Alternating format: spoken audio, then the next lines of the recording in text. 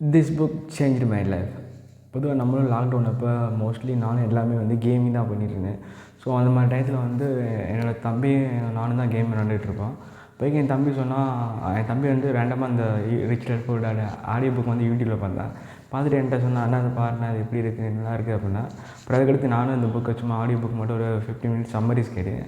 தென் அது இன்ட்ரெஸ்ட்டாக இருக்கும். தென் வந்து நான் அகைன் பார்த்தீங்கன்னா இந்த ஆடியோ புக்கோட ஃபுல் சம்மரிஸுமே ரீட் பண்ணேன். கடைசியாக பார்த்தீங்கன்னா இந்த புக்கமே நான் வாங்கியுமே ஃபுல்லாகவும் ரீட் பண்ணேன். இது பார்த்தீங்கன்னா வந்து டோட்டலாக நம்ம பணத்தை எப்படி பார்க்குறோம், நம்மளோட வே ஆஃப் திங்கிங்கே டோட்டலாக மாறிடுச்சு. நான் மோஸ்ட்லி இன்ன வரைக்கும் என்னோடய எல்லா ஃப்ரெண்டு, என்னோடய ஸ்டாஃப்ஸுக்கெல்லாம் நான் வந்து மோஸ்ட்டாக வந்து ரெக்கமெண்ட் பண்ணுற புக் வந்து ரிச் டாட் புவர் டாட். பேசிக்காக அவங்க வந்து புக்கு ரீட் பண்ண மாட்டாங்க அப்படின்னா நான் வந்து ஃபஸ்ட்டு வந்து ஆடியோ புக் ரெக்கமெண்ட் பண்ணுவேன். நானே நிறையா பேர்கிட்ட ஷேர் பண்ணியிருக்கேன்.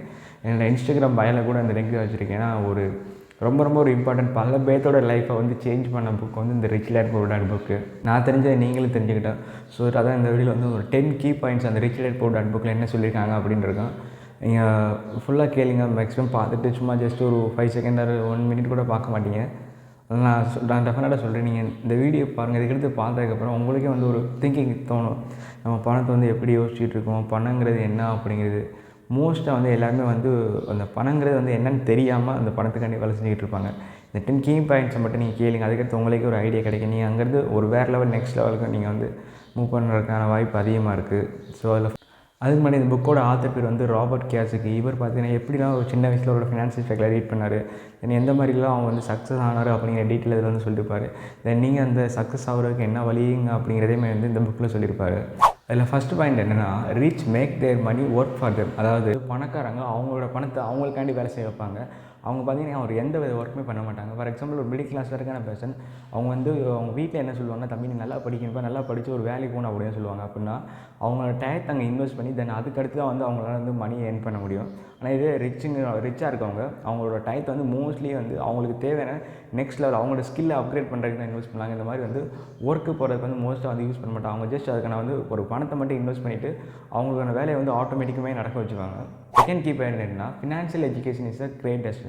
மோஸ்ட்டாக நம்ம படிக்கிறப்ப நம்ம ஸ்கூல் சிஸ்டம் சரி, காலேஜ் சிஸ்டம் சரி, அந்த இந்த ஃபினான்ஷியல் நாலேஜ் வந்து எங்கேயுமே சொல்லி தர மாட்டாங்க. மோஸ்ட்லி பார்த்தீங்கன்னா நான் பார்த்த வரைக்கும் இது வரைக்கும் எங்கேயுமே சொல்லி தர மாட்டாங்க. ஜஸ்ட் அவங்க இங்கே வந்து மெயினான ஒரு ப்ராசஸ் இருக்குது. இது எல்லாத்துக்கும் மேலே வந்து ஒருத்தவங்க இருக்காங்க. அவங்க தான் இந்த மொத்த சிஸ்டத்தையுமே கண்ட்ரோல் பண்ணுறது. அவங்க வந்து ஒரு டாப் எண்டில் இருக்காங்க. ஸோ தட் அவங்க வந்து மொத்த சிஸ்டத்தையும் கண்ட்ரோல் பண்ணுறதுனால நம்ம ஸ்கூல்லேயும் சரி, காலேஜ்லேயுமே சரி, நம்மளுக்கு வந்து அந்த ஃபினான்ஷியல் நாலேஜுங்கிறது சுத்தமாக சொல்லித்தர மாட்டாங்க. ஜஸ்ட் நமக்கு அது எப்படின்னா ஒரு ஒர்க்கருக்கு என்ன தேவையோ அதை மட்டும் தான் அங்கே ட்ரெயின் பண்ணுவாங்க. நம்மளாம் ஒரு தனியாக வந்து யோசிக்கோட விட மாட்டாங்க. ஸோ அந்தளவுக்கு வந்து நம்மளுக்கு வந்து எக்ஸாம் தென் பார்த்திங்கன்னா படிக்கணும், தென் அதே மட்டும் பார்த்திங்கன்னா நல்ல மார்க் எடுக்கணும், தென் அகைன் பார்த்திங்கன்னா காலேஜ் போகணும். அதுக்கடையில் வந்து நம்மளை வேறு எதுவுமே பண்ண விட மாட்டாங்க. அப்படி பண்ணிட்டா இங்கே பாருங்க அதுக்குள்ளே இதை ட்ரை பண்ணுறேன், ஒழுங்காக காலேஜை முடிப்பா அப்படின்னு தான் நம்மளை சொல்லுவாங்க.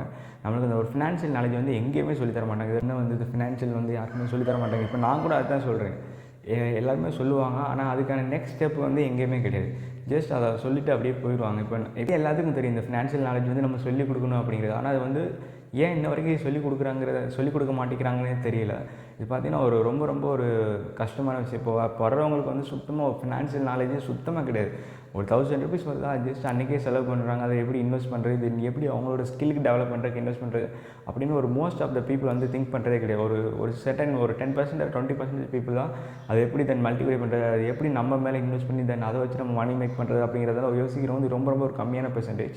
Third point, no the difference between asset and liability. Most அங்கே வந்து அசெட் அண்ட் லைபிலிட்டினா என்ன தெரியாது. மோஸ்ட்டாக வந்து காமர்ஸ், நான் வந்து ஒரு commerce student. First of all எனக்குமே நான் ஸ்கூலுமே காமர்ஸ் தான் படித்தேன், காலேஜ்லேயுமே காமர்ஸ் தான் படித்தேன். அசெட்னா லைபிலிட்டி என்னங்கிற ஒரு பேசிக், ஆனால் அதுக்கான ஒரு டீப் மீனிங் வந்து எனக்கு சுத்தமாக தெரியவே தெரியாது. நான் இதை எப்போ தெரிஞ்சேன்னா அந்த rich dot poor dot book படித்ததுக்கப்புறம் தான் எனக்கு தெரிஞ்சு அசெட்னா என்ன, லைபிலிட்டினா என்னென்னு. அசெட்டுங்கிறது வந்து நம்ம ஒரு பணத்தை இன்வெஸ்ட் பண்ணுறோம்னா அதுலேருந்து நம்மளுக்கு வந்து அகைன் வந்து மணி நம்மளுக்கு வந்து ரிட்டர்னாக வரணும். இதே லைபிலிட்டிங்கிறது நம்ம இன்வெஸ்ட் பண்ணாலும் சரி, நம்ம இன்வெஸ்ட் பண்ணலாட்டி சரி, நம்மள்கிட்ட பணத்தை எடுக்கிறது எல்லாமே லைபிலிட்டி. ஃபார் எக்ஸாம்பிள் இப்போ நீங்கள் வந்து ஒரு கார் வச்சுருக்கீங்க, அது அசெட்டாக லைபிலிட்டினா என்னன்னு சொல்லுவீங்க? எல்லோரும் வந்து அசெட்டுன்னு தான் சொல்லுவீங்க. ஆனால் அதுதான் தப்பு. மோஸ்ட் ஆஃப் பீப்புள் வந்து அந்த காருக்கு நம்ம என்ன செலவு பண்ணுறோம் அப்படின்னு பார்க்க மாட்டாங்க. ஃபார் எக்ஸாம்பிள் இப்போ நீங்கள் கார் வச்சுருக்கீங்கன்னா அதுக்கு சர்வீஸ் பண்ணணும், மெயின்டெனன்ஸ் பண்ணணும், தென் டிரைவர் இது கொடுக்கணும். அதே மட்டும் பார்த்திங்கன்னா ஏதாவது ஒரு இன்சூரன்ஸ் எடுக்கணும். இந்த மாதிரி வந்து நிறையா இது இருக்குது. இது எல்லாமே நம்ம பாக்கெட்லேருந்து காசு வந்து வெளியே எடுக்குது. இது எல்லாமே பார்த்திங்கன்னா லைபிலிட்டிஸ்.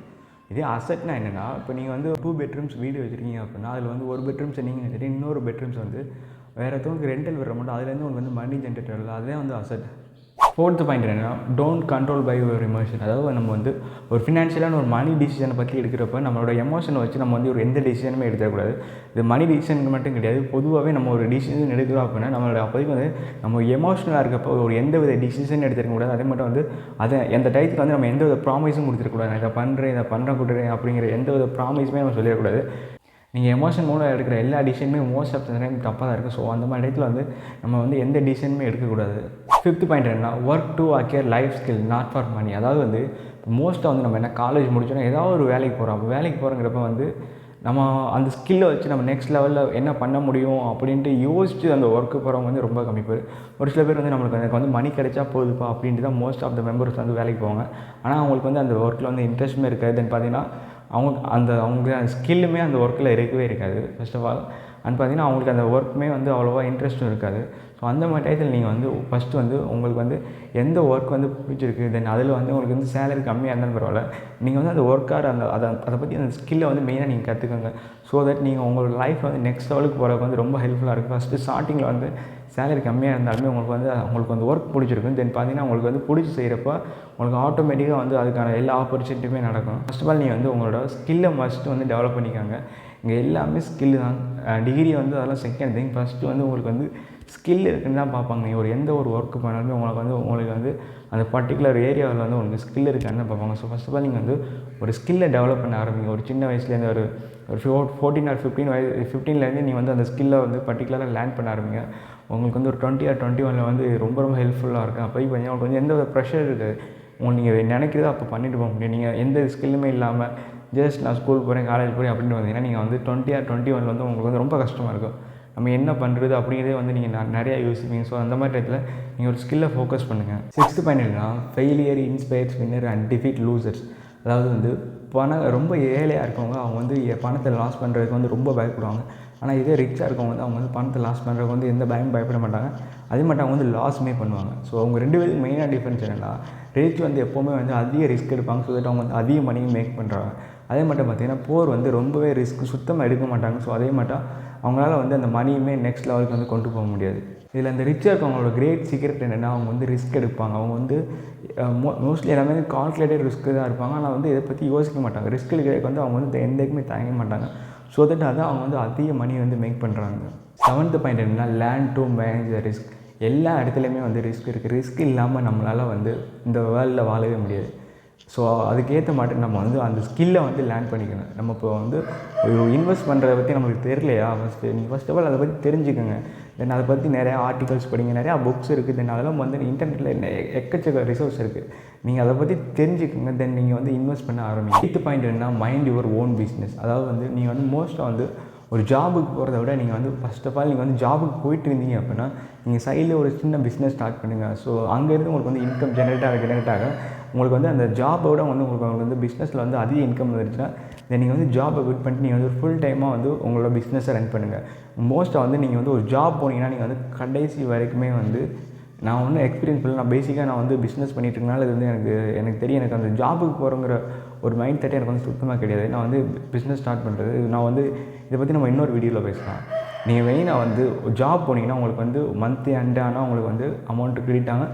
தென் மந்த் ஸ்டார்டிங்லேயே பார்த்தீங்கன்னா அமௌண்ட் எல்லாமே டெபிட் ஆகிடும். மோஸ்ட்லி வந்து இஎம்ஐ தென் அதுன்னு பார்த்தீங்கன்னா எக்கச்சக்க செலவு வச்சுருப்பீங்க.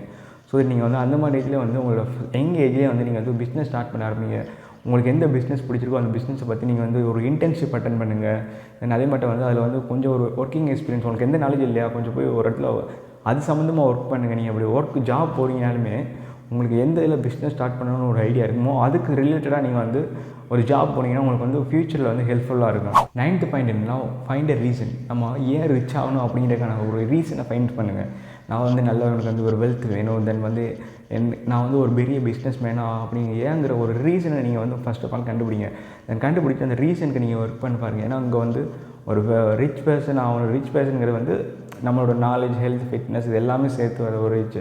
பணங்கிறது மட்டும் வச்சு நம்ம எதுவும் பண்ண முடியாது. ரிச் பர்சனுங்கிறது நம்மளுக்கு வந்து டோட்டலாக ஒரு எல்லாமே சேர்த்து வரும்.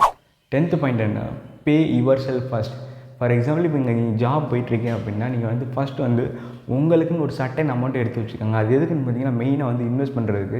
ஸோ தட் நீங்கள் உங்களோட இன்வெஸ்ட்மெண்ட்டை வந்து நீங்கள் வந்து ஃபர்ஸ்ட் ஆஃப் ஆல் நீங்கள் வந்து உங்களுக்குன்னு ஃபஸ்ட்டு வச்சுக்கோங்க. நீங்கள் மோஸ்ட்டாக வந்து ஜாப் போகிறவங்க எல்லாமே என்ன பண்ணுவாங்க, ஃபஸ்ட்டு அவங்களோட இஎம்ஐ கட்டுவாங்க, தென் வந்து யார்கிட்ட காசு வாங்கணும் அது எல்லாமே கொடுப்பாங்க, தென் ஃபுட் தென் க்ளோத்திங் அப்படின்னு எக்கச்சக்கமாக செலவு பண்ணிடுவாங்க. தென் கடைசியில் பார்த்தீங்கன்னா உங்கள்கிட்ட வந்து மணி ஒரு சில டைம் இருக்கும், ஒரு மோஸ்ட் ஆஃப் த டைம் இருக்காது. ஸோ ஃபஸ்ட் ஆஃப் ஆல் அந்த மாதிரி டயத்தை நீங்கள் வந்து ஃபஸ்ட்டு வந்து உங்களுக்குன்னு வந்து நீங்கள் வந்து பணத்தை நீங்கள் எடுத்து வைங்க. அதை நீங்கள் வந்து உங்கள் மேலே இன்வெஸ்ட் பண்ணி உங்களோட ஸ்கில்லை நீங்கள் டெவலப் பண்ணுங்கள். அதர்வைஸ் இல்லாட்டி உங்களுக்கு வந்து ஃபினான்ஸ் உங்களுக்கு நல்லா தெரிஞ்சுன்னா நீங்கள் வந்து ஸ்டாக்ஸ் தென் பாண்ட்ஸ் இந்த மாதிரி நிறைய இன்வெஸ்ட்மெண்ட் போர்ட்ஃபோலியோ இருக்குது, அதில் நீங்கள் இன்வெஸ்ட் பண்ணுங்கள். உங்களுக்கு அந்த மாதிரி இன்வெஸ்ட் பண்ணுறதுக்குன்னு பார்த்தீங்கன்னா நிறையா வந்து ஆப்பர்ச்சுனிட்டிஸ் இருக்குது. இதோட சம்மரி என்னென்னா, don't work for money, make money work for you. I hope உங்களுக்கு இந்த வீடியோ பிடிச்சிருக்குன்னு நினைக்கிறேன். பிடிச்சிருந்தா மறக்காமல் பெல் பட்டனை டிங்னு அமைக்கிக்காங்க.